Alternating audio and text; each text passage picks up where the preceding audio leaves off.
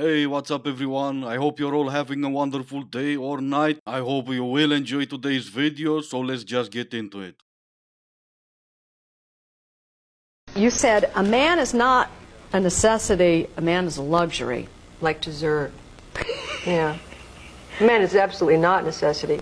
Okay, so maybe I'm getting this wrong, but if a man is a luxury, then wouldn't that mean that a man is the price? Maybe I'm getting the word luxury wrong, but when I hear it, I think of an expensive car, expensive piece of jewelry, expensive bags, clothes, and everything. Wouldn't the luxury be the difference between a 2003 Ford and a Bentley? Maybe I'm getting this wrong, so you guys help me out.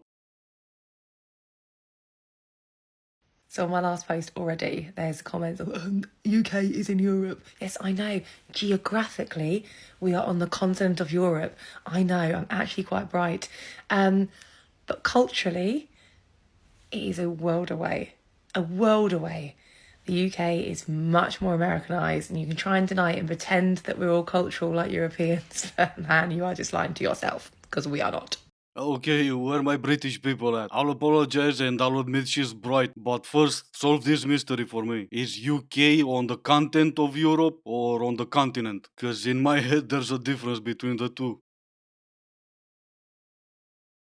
I personally am living proof that loving them harder will not make them love you more. Let me elaborate on that. If a man's being mean to you, babe, you being there and just keep loving and keep loving and keep loving and be like, well, maybe I'll try this, or maybe I'll bring him his favorite snack, maybe no. I'm telling you, baby, right now, if a man does not want to be with you and doesn't want to treat you the way that you deserve to be treated, he will not. Okay, my ex-boyfriend actually left me for his toxic, crazy ex.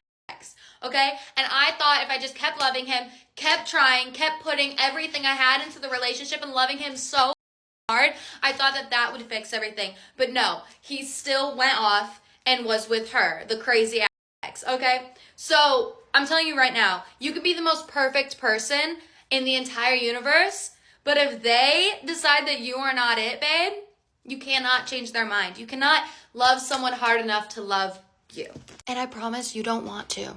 Oh well, if you promise that means nothing. Yeah, you can be the most perfect in your head, cause you know for him he was actually worse than his crazy ex. And how exactly do you mix him not wanting to be there for you with you expecting to be treated the way you deserve to be treated? Obviously the way you deserve to be treated was for him to leave you, and that's exactly what he did. Maybe his crazy ex was not in fact crazy, and maybe he went back to her because she was not demanding to be treated in a way she deserved to be treated. And loving him should not be transactional. It should not mean loving him harder. It's also not a competition either. It should be two people loving each other, not decide who loves whom harder. You want what you want because your future self already has it. Piggybacking off of this, because science is literally saying that there are infinite realities, right?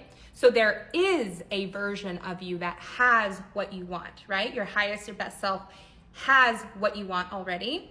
All you have to do is raise your frequency and raise your vibration to match that version of yourself.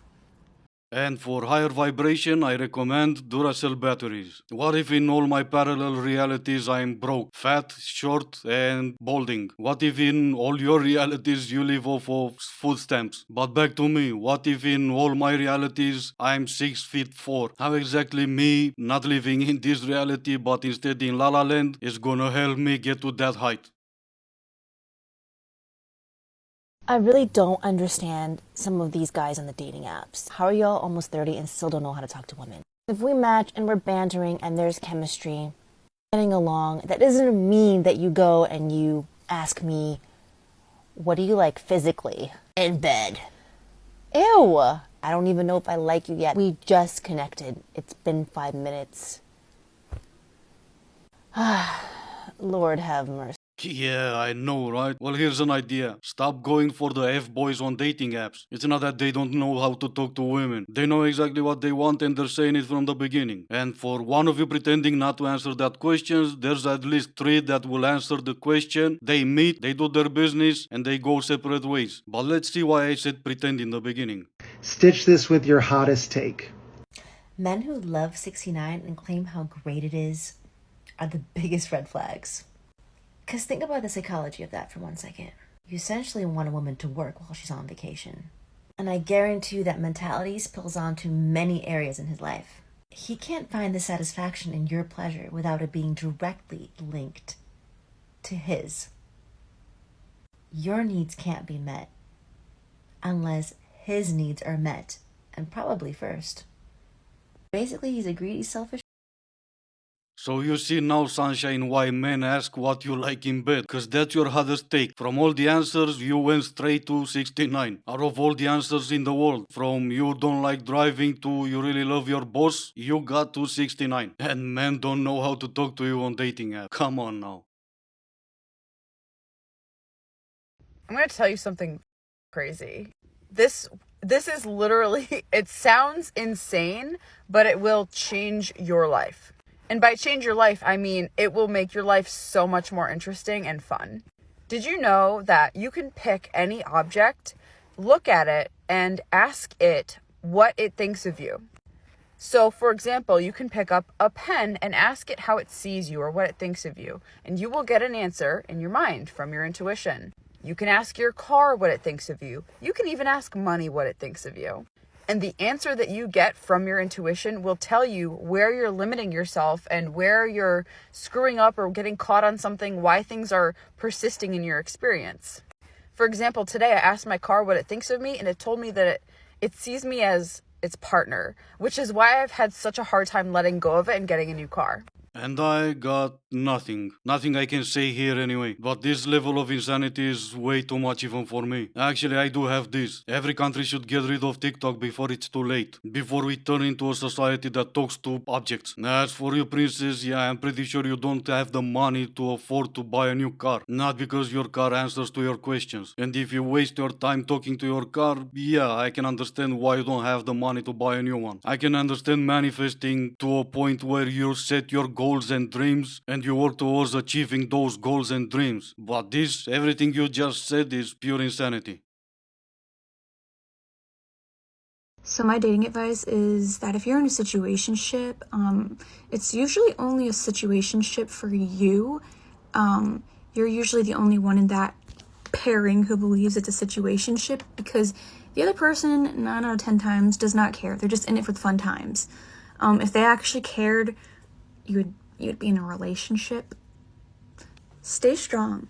Seriously, that's your advice? Stay strong? My first thought would be don't get yourself into a situationship. Date with a purpose and get yourself into a relationship. But what do I know? I'm not a TikToker.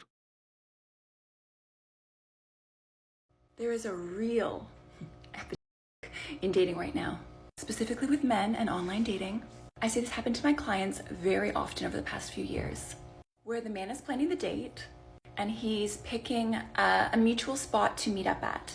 I always coach my clients to meet at a lounge or a bar for a first date, but some people are meeting at tube stations, subway stations, parking lots, that sort of thing. I don't recommend this. There's a lot of people, and the men are using this to their advantage because they are observing the woman when they arrive to these really busy places to see if the woman matches up with her dating profile picture. This is a big problem because it causes a lot of mistrust from the beginning. If you do not believe that the woman's going to look the same as her pictures, goes for men as well, don't go on a date with them. Easy.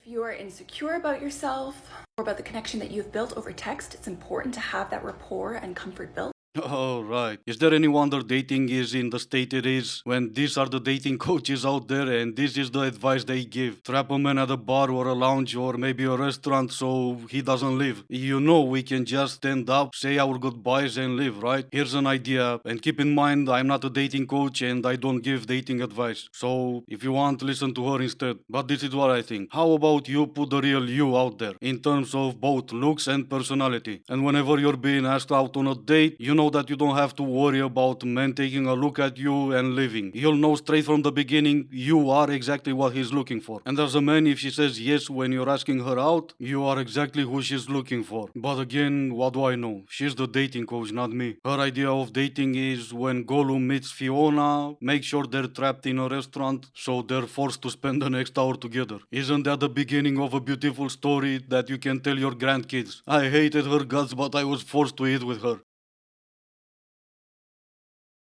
Alright, I've got a question. Would you rather someone ghost you or have the balls to text you and be like, look, it was nice to meet you, I'm just not interested? Well, you asked, so before we had our fun, text me. After we had our fun, ghost me. We like to fix things, not listen to problems. Yeah, that's true. If little woman has a problem, man will fix it. Little woman cold, man make fire. Little woman horny, man make wood. Hey! Alright, well, they get it. The secret of life right there. Anyway, this is gonna be it for today. As always, I do hope you enjoyed the video. If you didn't, I still appreciate you for making it this far. Thank you all so much for watching. Stay safe, and I will see you in the next one.